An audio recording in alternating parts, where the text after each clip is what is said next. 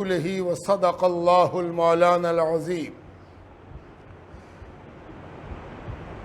اللہم صل علی سیدنا و مولانا محمد وعلی آل سیدنا و مولانا محمد عدد خلقک و رضاء نفسک و زنت عرشک و مداد کلماتک۔ ہم سب کے لیے یہ بڑی سعادت، خوش بختی، نیک بختی، بڑا انعام اور بڑا احسان ہے کہ اللہ تبارک و تعالیٰ نے ہمیں وجود بخشا ہے۔ ہم ہیں دنیا میں، ہمارا کہیں عطا پتہ نہیں تھا، اللہ تبارک و تعالیٰ نے ہمیں ایک آئیڈینٹی اور پہچان دے دی، اور یہ اللہ تعالیٰ کی بخشی ہوئی پہچان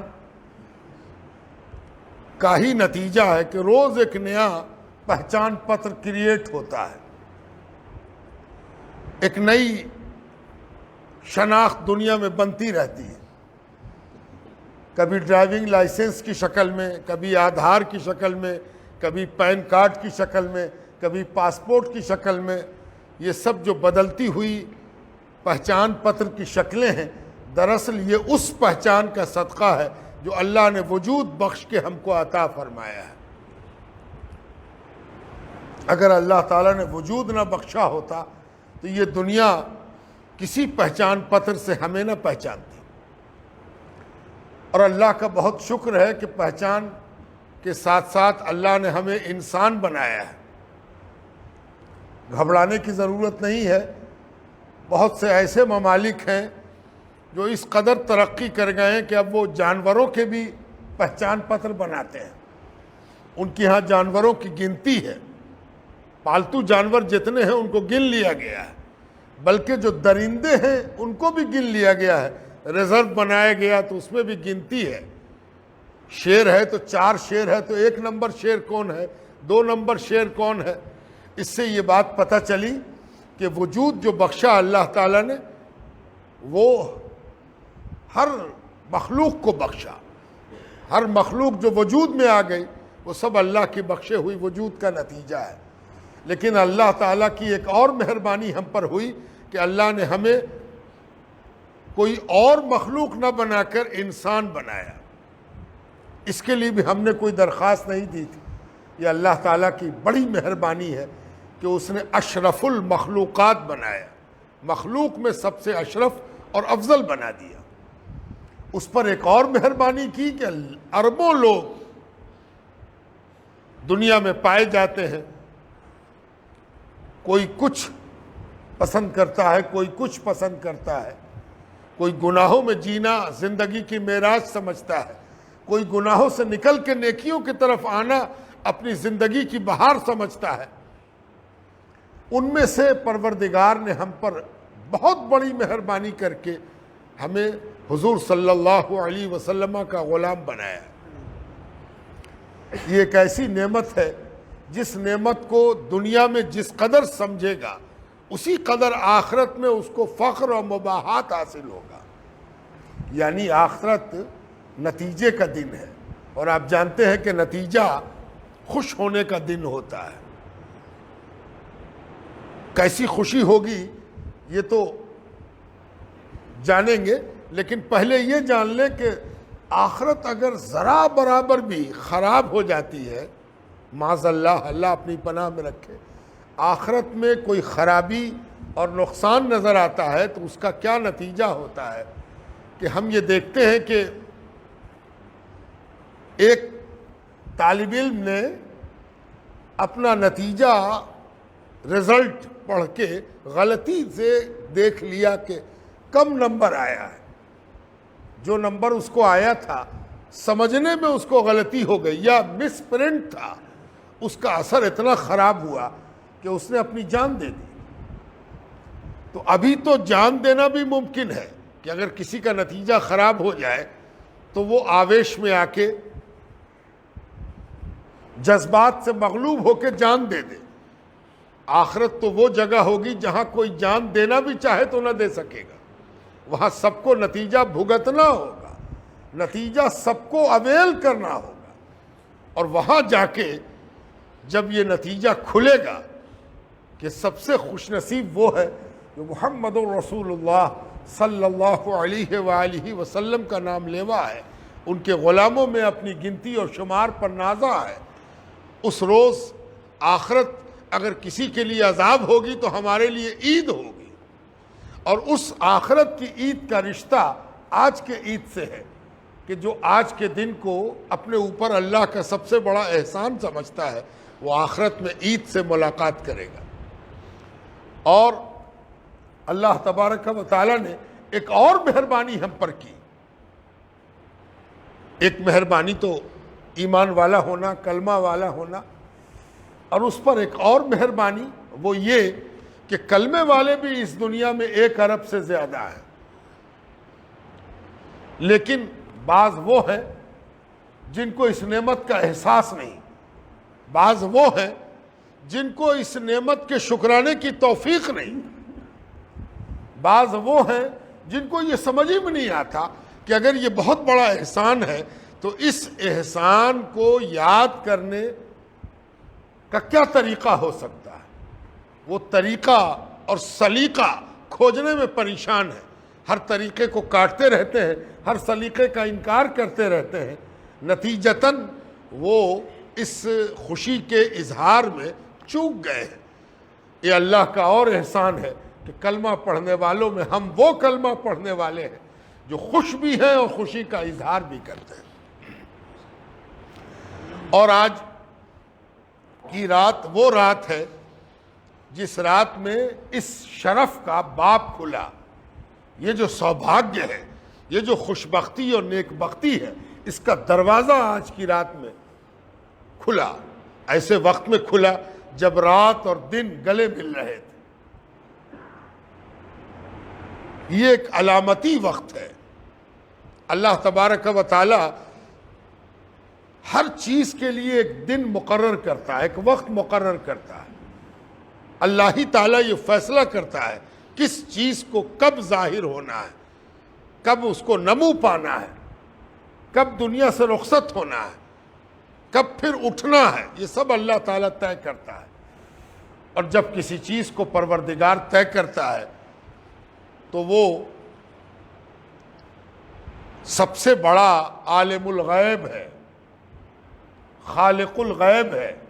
ہماری طرح نہیں کہ ہم کوئی چیز خرید لیتے ہیں اور کبھی کبھی بعد میں ہاتھ ملتے ہیں کہ کاہے کو خرید لیا، نہ خریدتے تو اچھا ہوتا، بہت نقصان ہو گیا۔ ہم کسی چیز میں پیسہ لگا دیتے ہیں، بعد میں افسوس کرتے ہیں کہ کیوں لگا دیا، نہ لگاتے تو اچھا ہوتا۔ ہم کسی سے رشتہ بنا لیتے ہیں اور بعد میں کہتے ہیں کہ کاہے کو بنا لیا۔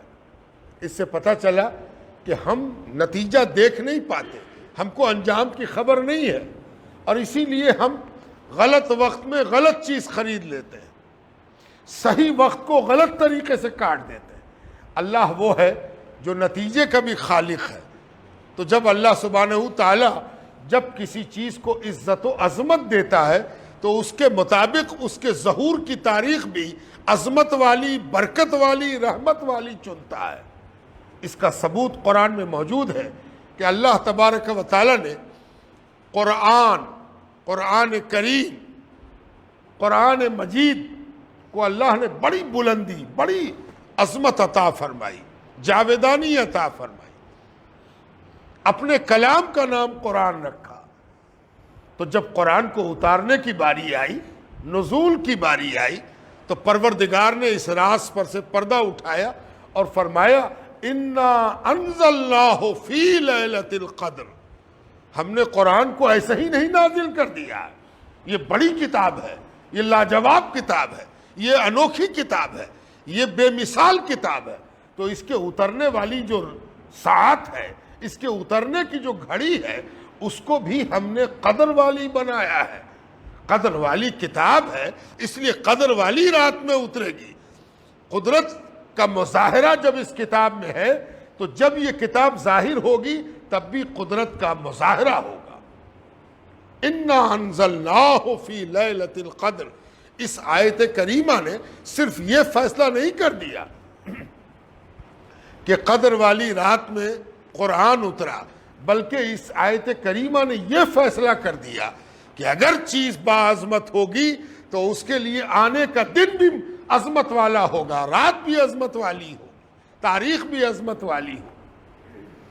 اور پھر پروردگار نے اس راز پر سے بھی پردہ اٹھا دیا کہ جب تم کسی باکمال اور باعظمت چیز کی عظمت کو کما حقہ نہیں سمجھ سکتے، تم نہیں جانتے کہ کتنی عظیم ہے، کتنی جلیل ہے، کتنی بابرکت ہے، تو تم یہ بھی نہیں جانتے کہ وہ جس ساعت میں اتاری گئی ہے وہ کتنی عظمت والی ہے۔ وما ادراک ما لیلۃ القدر، اور تم کیا جانو کہ لیلۃ القدر کیا ہے؟ تم کو کیا معلوم؟ لیلۃ القدر خیر من الف شہر، ارے یہ قدر والی رات تو 1000 مہینوں سے بھی زیادہ بھلی ہے۔ 1000 مہینہ جس میں سب میں رات آتی ہے، ایک مہینے میں 30 دن اور 30 دن رات آئے، اور 1000 مہینوں سے بھی زیادہ بھلی ہے وہ ایک رات جس میں قرآن نازل ہوا۔ صاف ہو گئی بات۔ آپ کہیں گے یہ تو واضح، جی ہاں، جب یہ واضح ہے تو ایک چیز اور ذہن میں رہنی چاہیے کہ قرآن کا جب یہ مرتبہ اور قرآن جس رات میں نازل ہوا اس رات کا یہ مرتبہ، تو بالاتفاق یہ طے ہے کہ حضور صلی اللہ علیہ وسلم صاحب قرآن ہیں، صاحب قرآن، قرآن والے ہیں۔ قرآن ان کی وجہ سے نازل ہوا ہے، قرآن ان پر نازل ہوا ہے، قرآن ان سے حاصل ہوا ہے، قرآن ان کی نعت کہتا ہے اور وہ قرآن کے معنی اور اسرار کھولتے ہیں۔ قرآن کے اصل مخاطب سرکار دو عالم ہیں، صلی اللہ علیہ وآلہ وسلم ہیں، اور قرآن کے صحیح مفسر اور شارح حضور صلی اللہ علیہ وسلم ہیں۔ اسی لیے عقل مندی، دانش مندی، ایمان، فہم، عقل کا تقاضا یہ ہے کہ جب قرآن کی طرف اشارہ کر دیا گیا تو حضور کے آمد کی رات کا مرتبہ خود بخود کھل گیا، ہے نا؟ ممکن ہے کہ آپ کے دل و دماغ میں کہیں پر یہ سوال پیدا ہو گیا ہو۔ قاعدہ یہ ہے کہ جب کوئی اچھی چیز بھی تیار کی جاتی ہے تو اس میں تھوڑا سا جھاگ پیدا ہوتا ہے۔ اگر شربت بنایا جائے تو شربت کے اندر بھی کچھ پھین پیدا ہوتا ہے، دودھ کو ڈھالا جائے تو اس کے اندر بھی پھین پیدا ہوتا ہے، حج کیا جائے تو اس میں بھی پسینہ نکلتا ہے، گناہ کرنے میں بھی پسینہ نکلتا ہے اور نیکی کرنے میں بھی پسینہ نکلتا ہے۔ پسینے سے گمراہ نہیں ہونا چاہیے، دیکھنا یہ ہے کہ پسینے کا سبب کیا ہے نا؟ تو اگر سوال پیدا ہو گیا دماغ میں تو اس جھاگ سے گھبرائیے نہیں۔ سوال شک کا نتیجہ نہیں ہوتا۔ جن کے لیے سوال شک کا نتیجہ ہے وہ سوال تلے دب گئے ہیں اور چپ گئے ہیں۔ سوال تو دراصل یقین کی سیڑھی پر چڑھنے کے لیے ایک سیڑھی ہے۔ جیسے جیسے سوال پیدا ہوتا ہے ویسے ویسے یقین کی بلندی پر چڑھنے کے لیے سیڑھیاں طے ہوتی ہیں۔ تو اگر سوال پیدا ہو تو گھبرائیے نہیں، سوال کا جواب مشائخ سے، صوفیاء سے، علماء سے، اہل علم سے پوچھئے، ان کی خدمت میں بیٹھیے۔ کبھی بغیر پوچھے سوال حل ہو جائے، کبھی پوچھنے کی نوبت آئے گی اور کبھی بغیر پوچھے مسئلہ حل ہو جائے گا۔ سوال اگر یہ ہے کہ قرآن کی نزول والی رات کی عظمت بیان کر دی گئی، حضور کی ولادت والی رات کی عظمت بیان نہیں کی گئی، اس میں کوئی راز ہے، اس میں کوئی وجہ ہے، ایسا کیوں ہوا؟ تو آپ کو جاننا چاہیے کہ جب کوئی چیز بے پناہ عظمت کی ہو جائے، بے پناہ قدر و منزلت کی ہو جائے، تو آدمی اس کی قدر و منزلت کو سمجھنے سے ماورا ہو جاتا ہے، اس کو سمجھنا بہت مشکل ہے۔ بالکل اسی طرح جب سورج آسمان پر بلندی پر پہنچ جائے اور کوئی چاہے کہ اس کو آنکھ کھول کے غور سے دیکھ لے تو وہ آنکھ اٹھا کے سورج پر نظر ڈالے گا اور آنکھ نیچے کر لے گا۔ کوئی پوچھے کیسا ہے سورج، کہنا بھائی دیکھ نہیں سکے، دیکھنا بہت مشکل ہے۔ کیوں؟ اس لیے کہ وہ اتنی تابانی کے ساتھ نکلا ہے، اتنے جاہ و جلال کے ساتھ نکلا ہے کہ کوئی اس کی صحیح قدر و قیمت کا اندازہ نہیں کر سکتا، کسی کی ہمت نہیں، کسی کا درک نہیں ہے، کسی کے اندر اتنی صلاحیت نہیں ہے کہ وہ سورج کو دیکھ لے۔ یہ تو میں نے عقلی مثال دے دی، اب اصلی مثال کہ حضور صلی اللہ علیہ وآلہ وسلم کے ساتھ پروردگار نے ایک عجیب سی عظمت آسانی کے حوالے سے رکھی ہے، سہل پسندی کے حوالے سے رکھی ہے۔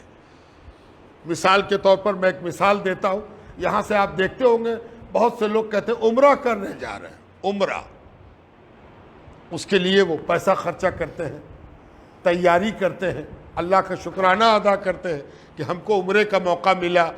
یہاں سے سفر کر کے 5000 کلومیٹر، کوئی 2000، کوئی 1000، کوئی 500 کلومیٹر چل کے عمرہ کرنے جاتا ہے، احرام پہنتا ہے، اللہ سے ڈرتا ہے، عمل کرتا ہے، وظیفہ پڑھتا ہے، یہ کرنا ہے، یہ کرنا ہے، یہ کرنا ہے، بال نہیں ٹوٹنا چاہیے، پتہ نہیں ٹوٹنا چاہیے، سر نہیں چھپنا چاہیے، احرام باندھ کے گیا، ڈرتے ڈرتے احتیاط کے ساتھ اس نے سب اعمال ادا کیے، کعبۃ اللہ میں گیا، رویا، گڑ گڑایا، طواف کیا، زمزم کا پانی پیا، سعی کیا، واجب الطواف پڑھا، اس کے بعد اس گیا، بال بنوایا اس نے، اور اب احرام کھولا۔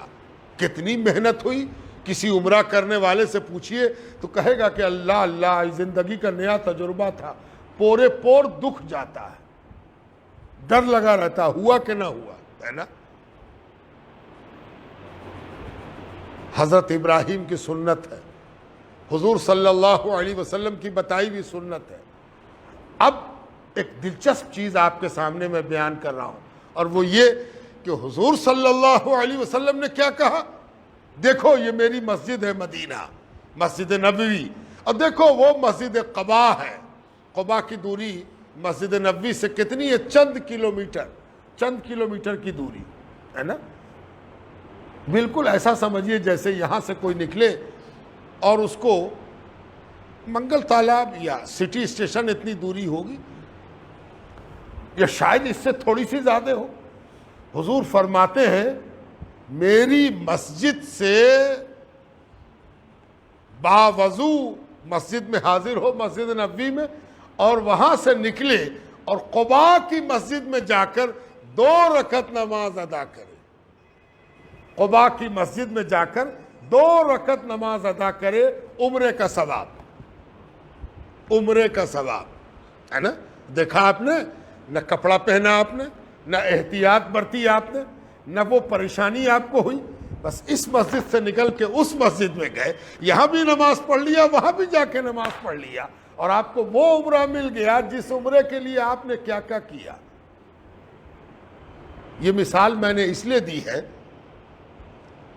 کہ جس عمرے کو کرنے کے لیے ساری دنیا سے لوگ مکہ جاتے ہیں، اس کی دلیل تو شریعت میں موجود ہے، یہ کرنا ہے، یہ کرنا ہے، ایسے کرنا ہے، ایسے کرنا ہے، یہ نہ کرو گے تو یہ نہ ہوگا، یہ نہ کرو گے تو یہ نہ ہوگا۔ اور جب سرکار دو عالم کی باری آئی تو کچھ نہ رہا، صرف اتنا کہا گیا اس مسجد سے نکلو، اس مسجد میں جاؤ، عمرہ ہو گیا، ہے نا۔ اس سے پتہ چلا کہ حضور بلندیوں کی اس بلندی پر فائز ہیں کہ جہاں کے لیے قاعدہ قانون اتنا سہل آسان بنا دیا گیا ہے کہ اس کے لیے کوئی ثبوت اور دلیل کھوجنے کی ضرورت نہیں ہے۔ جو ثبوت اور دلیل کھوجے گا وہ اس عظمت سے دور ہو جائے گا، ہے نا۔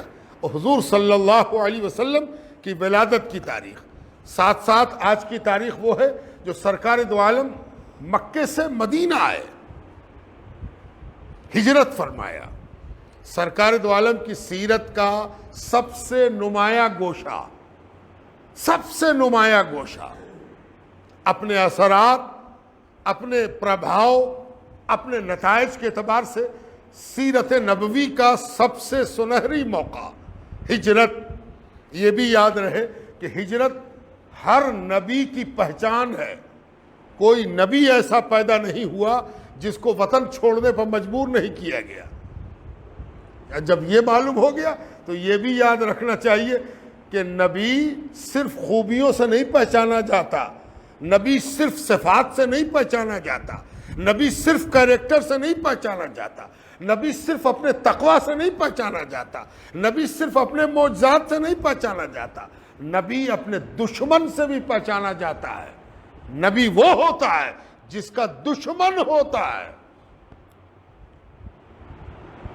نبی کون ہوتا؟ جس کا دشمن ہوگا, جس کے پیچھے لوگ پڑیں گے, جس کو ستائیں گے, جس کو تنگ کریں گے, جس کو پریشان کریں گے, جس کی اچھائیوں کے دشمن ہو جائیں گے, جس کے پیغامات اور تعلیمات کے دشمن ہو جائیں گے. یہ دشمنی بھی نبی کو پہچانواتی ہے. اور یاد رکھو, ہر نبی کا دشمن اس کے زمانے تک ہوتا ہے. جب تک اس کا زمانہ رہے گا اس کی دشمنی رہے گی, ہے نا. جیسے مثال کے طور پر حضرت موسیٰ علیہ السلام, فرعون دشمن, زمانہ دشمن, فرعون کی قوم دشمن, ہے نا.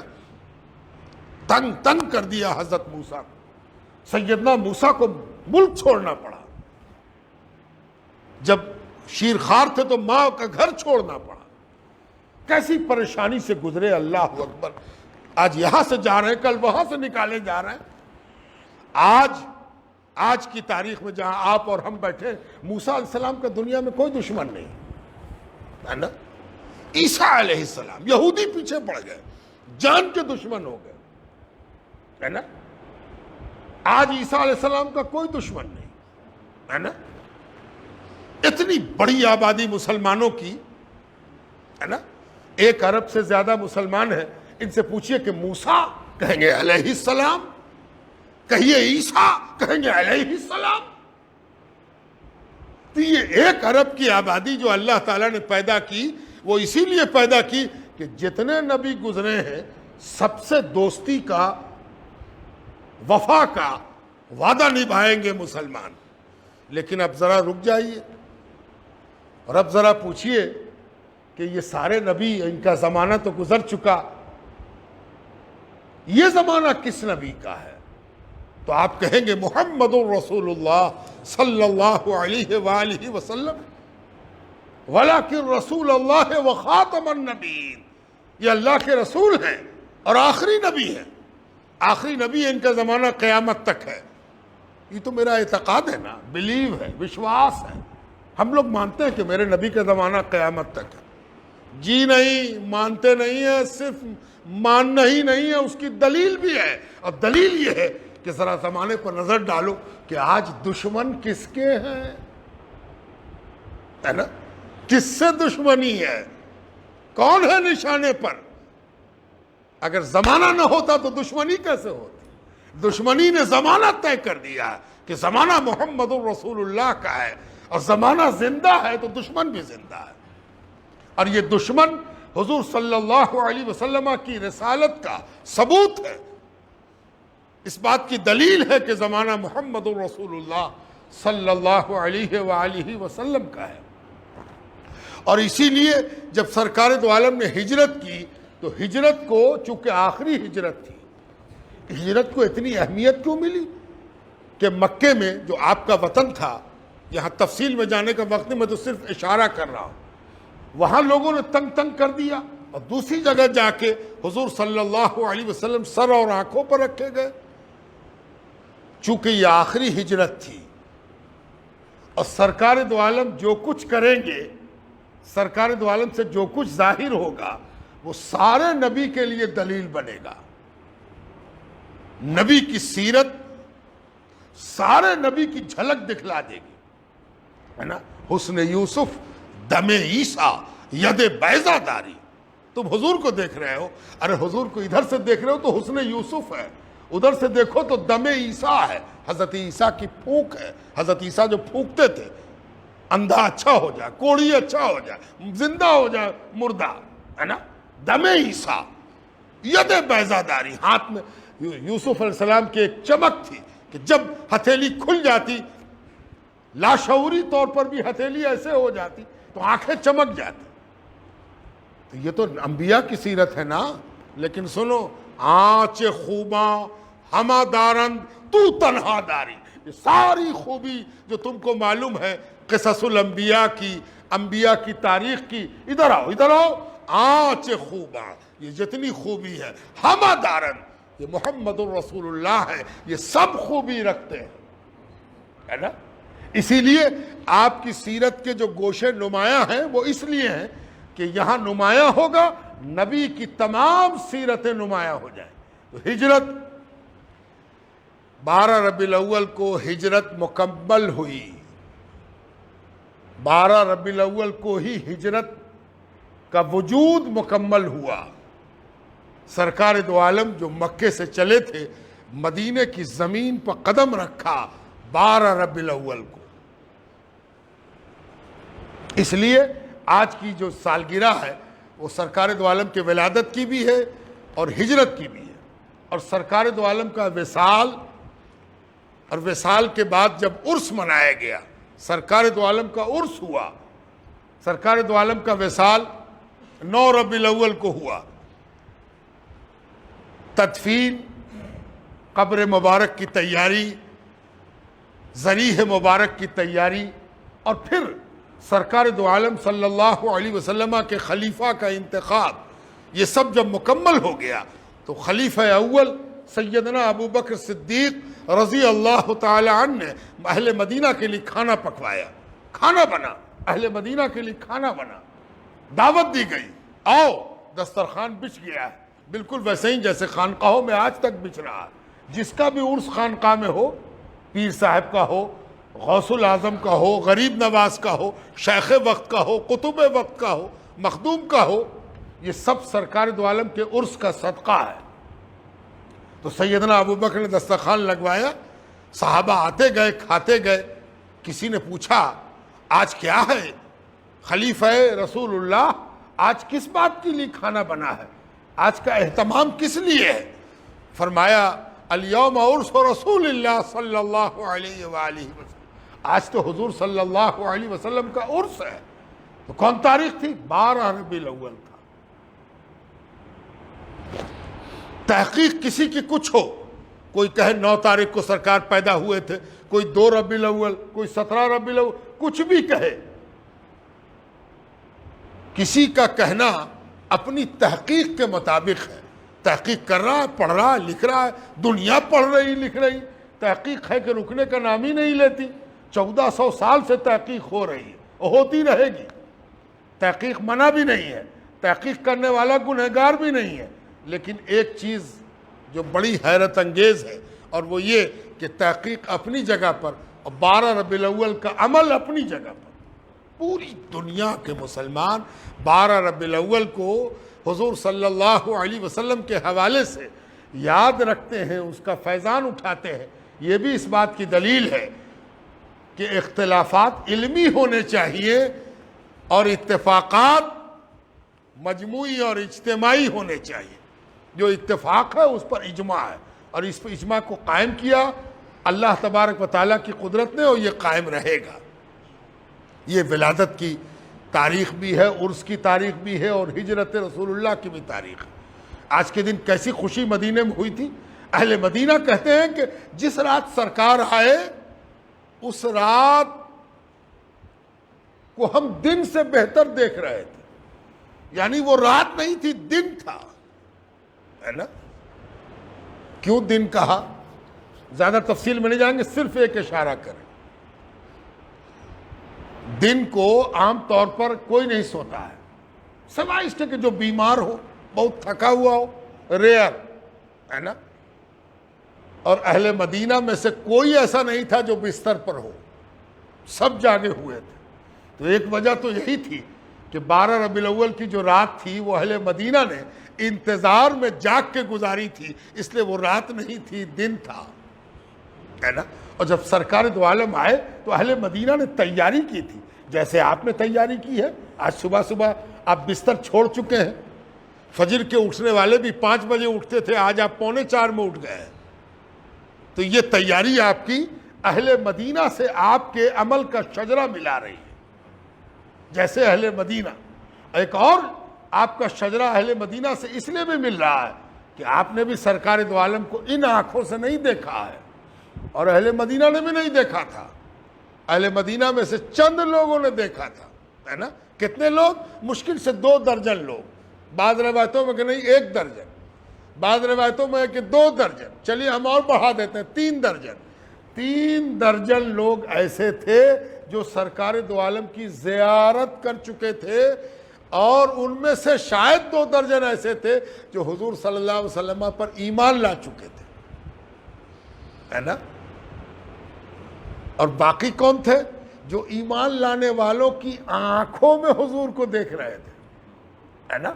ایمان لانے والا جو لوٹا تھا, چند منٹ کی ملاقات میں اس کی تقدیر بدل گئی تھی, چال بدل گئی تھی, آنکھوں کا انداز بدل گیا تھا, بدن کی خوشبو بدل گئی تھی. اللہ نے کلمہ پڑھنے کا کمال کہ جب وہ مدینہ لوٹا تو اہل مدینہ دیکھ کے دنگ تھے کہ کیا ہوا. کیا کہنے لگا, میں محمد رسول اللہ کا ہو گیا, ہے نا. تو ایمان لانے والے مدینہ کے سرکار پر ایمان لائے تھے, لیکن سرکار کو دیکھ کے نہیں, سرکار کے دیکھنے والے کو دیکھ کے. ابھی سرکار کو نہیں دیکھا تھا. تو ہمارا آپ کا تعلق ان سے اعتقادی یہ بھی ہو گیا کہ ہم نے بھی نہیں دیکھا, انہوں نے بھی نہیں دیکھا تھا. تو آج کی تاریخ اہل مدینہ سے ہمارے عمل کا شجرہ ملا رہی. تیاری کی گئی تھی, اہل مدینہ نے دف تیار رکھا تھا, ساز جس کو ہم ڈھولک کو 2 حصے میں بانٹ دیں تو 2 دف بن جاتا ہے, ہاتھ میں ایسے پکڑتے ہیں اور بجاتے ہیں. اہل مدینہ نے, ان کے بچوں نے, ان کی بچیوں نے دف بجایا اور پڑھا گیا طلع البدر علینا. کیا بات ہے, آج ہم پر چاند نکل آیا ہے نا. کیسا چاند نکلا؟ پورا والا چاند. بدر, بدر کہتے ہیں 14ویں رات کے چاند کو, ہے نا. پورا والا مکمل پورنیما والا, پورنیما. آج وہ چاند نکل آیا, ہے نا. دیکھیے نعت گوئی کی پہلی اینٹ رکھا رہی ہے مدینے میں, نعت گوئی کی بنیاد رکھا رہی ہے. کیسی پختہ اور کیسی سدی ہوئی بنیاد ہے, کوئی عیب نہیں ہے. ہماری طرح اردو نہیں تھی کہ چاند کہہ دیا تو سب چاند مراد ہو گیا. 29 کا بھی مراد ہو گیا, 30 کا بھی مراد ہو گیا, 14 کا بھی مراد ہو گیا. نہیں, یہ عربی ہے. یہاں پتلے چاند کے لیے ہلال ہے, ذرا سا موٹا ہو تو قمر ہے, اور پورا ہو جائے تو بدر ہے.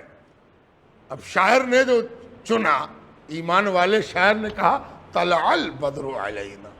آج تو ہم پر مکمل چاند نکل آیا, ہے نا. یہ بھی یاد رہے کہ یہ 12 کی صبح تھی, شب 12 تھی, ہے نا. ہوتا ہوگا پورنیما 14 کو. ایمان والوں کا پورنیما تو آج ہو گیا. حضور صلی اللہ علیہ وسلم آ گئے, تو جب حضور آ جائیں تو قمر بھی بدر ہو جائے, ہے نا. طلع البدر علینا, ہم پر چاند نکل آیا ہے نا. ایسا چاند نکلا ہے کہ نہ اس سے پہلے کبھی نکلا تھا, اور ہر چاند تو ڈوب جاتا ہے, یہ چاند تو قیامت تک کے لیے نکلا رہے گا, ہے نا. طلع البدر علینا من ثنیات الوداع. گھبراؤ مت کہ نکلا ہے تو ڈوب بھی جائے گا, طلوع ہوا ہے تو غروب بھی ہو جائے گا. ارے یہ تو غروب تب ہوتا جب وہاں سے نکلتا جہاں سے طلوع ہوتا ہے. ادھر سے نکلا ادھر ڈوب گیا, ادھر سے نکلا ادھر ڈوب گیا.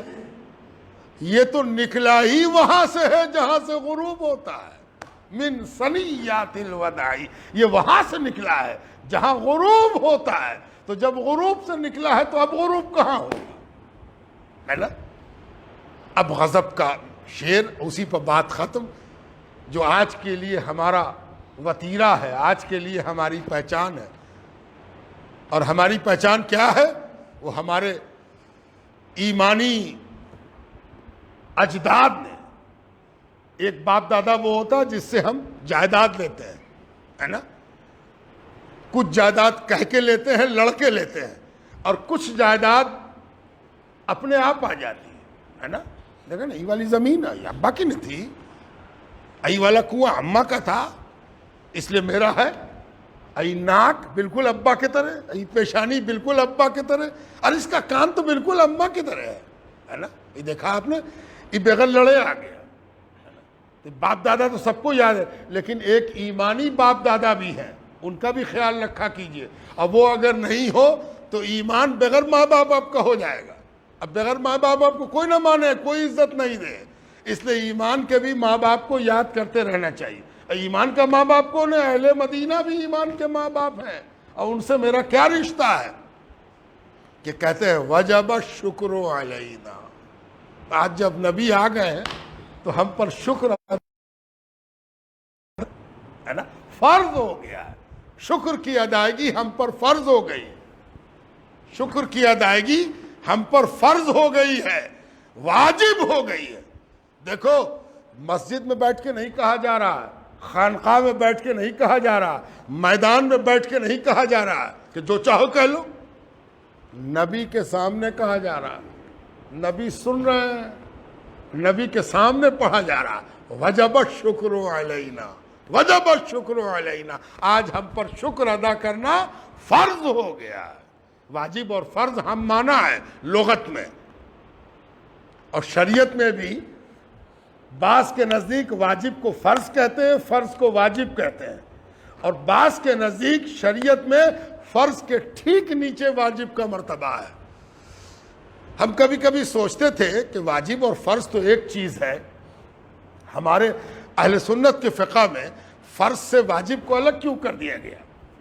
تو ایک دلچسپ بات ذہن میں آئی، اور وہ یہ کہ فرض وہ ہے جو اللہ واجب کرے، اور واجب وہ ہے جو اللہ بھی واجب کر دے، رسول بھی واجب کر دے، اور امت خود اللہ رسول کی بخشی ہوئی توفیق سے واجب کر لے، ہے نا.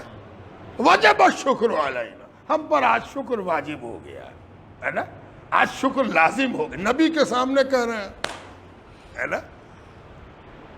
اور نبی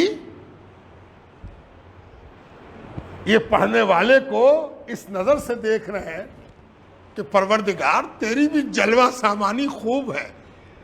جہاں پیدا کیا وہاں والوں نے نکال دیا، اور جہاں جان نہ پہچان وہاں والے کہہ رہے ہیں وجب الشکر علینا. تیری بھی عجیب شان ہے پروردگار، ہے نا. ہم نبی میں شان خدا دیکھ رہے ہیں، اور نبی اپنی امت میں اللہ کی تیاری دیکھ رہے ہیں، ہے نا. وجب الشکر علینا ما دعا للہ دائی، کہ آج وہ آیا ہے جو اللہ کی طرف بلانے والا ہے، اللہ کی طرف بلانے والا ہے. اللہ کی طرف بلانے والا آ گیا ہے تو ہم پر شکر واجب آ گیا، ہے نا. شکرانہ واجب آ گیا.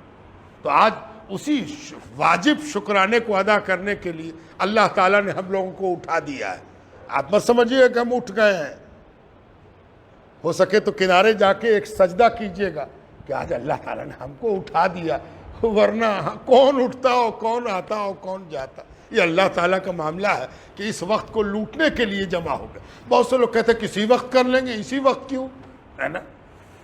شب قدر ڈھونڈنے کے لیے پوری رات جاگ جاؤ، اور جس کے صدقے میں شب قدر ملی ہے اس کی رات کو جاگنے کے لیے کون اٹھتا ہے سوائے اس کے کہ جسے اللہ اٹھا دے، ہے نا.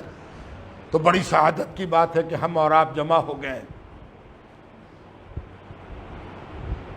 جو لوگ آج دشمنی کر رہے ہیں وہ بھی حضور صلی اللہ علیہ وسلم کی دی ہوئی بھیک کے ٹکڑے پر پل رہے ہیں. بات ختم کر رہا ہوں.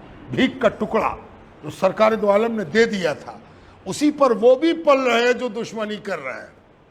کیا بات ہوئی؟ یہ شاعری ہے کیا؟ نہیں، یہ سچائی ہے، یہ حقیقت ہے. کیسے؟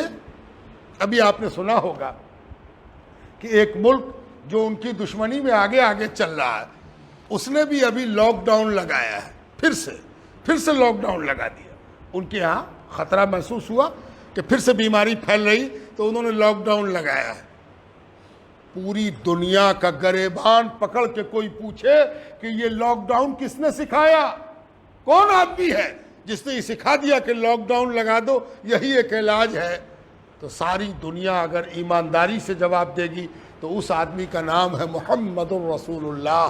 اسی نے سکھایا تھا کہ اگر کبھی ایسی بیماری پھیل جائے، ایسا طاعون پھیل جائے، ایسی مہاماری پھیل جائے، ایسا ویشوک مہاماری کا معاملہ ہو جائے، تو تم کیا کرو؟ جہاں ہو وہیں ٹھہرے رہو، نہ یہاں سے باہر جاؤ، نہ کوئی باہر سے اندر آئے. اسی کو لاک ڈاؤن کہتے ہیں. یہ حضور صلی اللہ علیہ وسلم نے سکھایا ہے. تو اگر بڑی دشمنی تھی تو ان کے لاک ڈاؤن کو تم توڑ دیتے، لگایا کیوں؟ اس سے پتہ چلا کہ دشمنی تیری قسمت بنائی گئی ہے. تو دشمنی کرے گا تو ہم کو تیری فکر نہیں ہے، ہم کو تو تیری دشمنی سے بھی حضور کی محبت پر سائیکل اور قلعی ہو رہی ہے. ہم تیری دشمنی دیکھ کے اپنے ایمان کا شکرانہ ادا کرتے ہیں. لیکن ایک کام کرنے کا ہے کہ آج ہمیں سرکار دو عالم کے طریقے کو مضبوطی سے پکڑنے کا ہے. نیکی، بھلائی، اچھائی جو حضور نے سکھائی، اس پر جتنی اچھی طرح عمل کیا جائے گا اتنا ہی اچھا دشمنوں کو جواب ہوگا. جلوس نکالنا، نعرہ لگانا اچھی بات ہو سکتی ہے، لیکن سب سے اچھی بات کیا ہے کہ اگر ہم کو لگتا ہے کہ حضور کے دشمن کو جواب دینا چاہیے، تو اگر نماز چھوٹتی ہے تو ہم نماز کی پابندی کریں. اگر ہم نے بہن کا حصہ نہیں دیا تو نکال دیں کہ لے بھائی تیرا حصہ، اللہ کے رسول نے کہا ہے کہ بہن کو حصہ دو. پڑوسی کے ساتھ اچھا سلوک کرنا یہ اللہ کے رسول نے سکھایا ہے. دشمن کا جواب یہی ہے کہ سرکار دو عالم کا راستہ اختیار کیا جائے. یہ جلوس نکالنے سے بھی اچھا ہے، نعرہ لگانے سے بھی اچھا ہے کہ مسلمان سچا مسلمان ہو جائے.